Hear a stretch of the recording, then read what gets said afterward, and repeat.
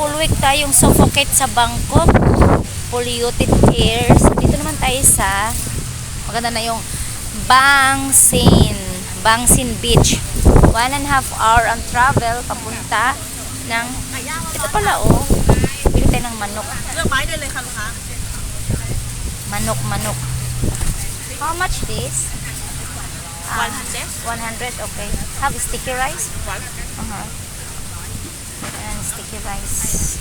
Mag-chicken lang tayo, tapos magkamay, di ba masarap? Yeah, one rice only. So, paano pala ako nakapunta rito? By boat!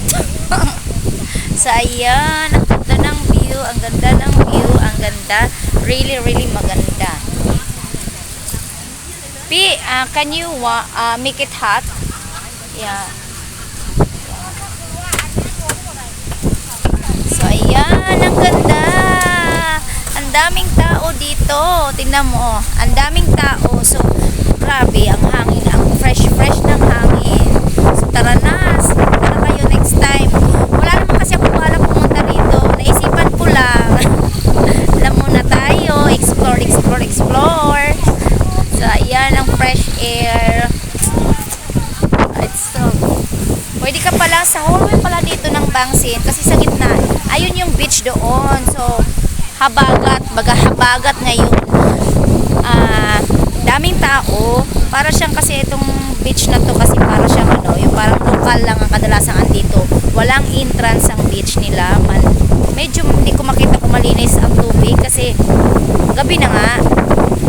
Tapos, ang daming tao. Yung mag stress reliever ka, bring your family here.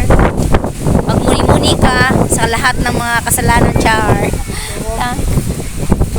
Tapos, dito sa hallway, pwede ka maglakad-lakad. Diyan, ang haba yung beach na yan doon. Actually, second time ko lang napumunta rito. Last time na pumunta ko rito,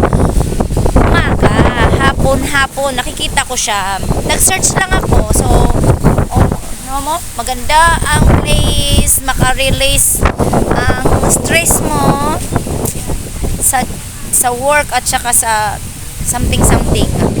Diba maganda? So, tara na. Ano bang hinihintay nyo? Mag-stress reliever na kayo sa Bangsin.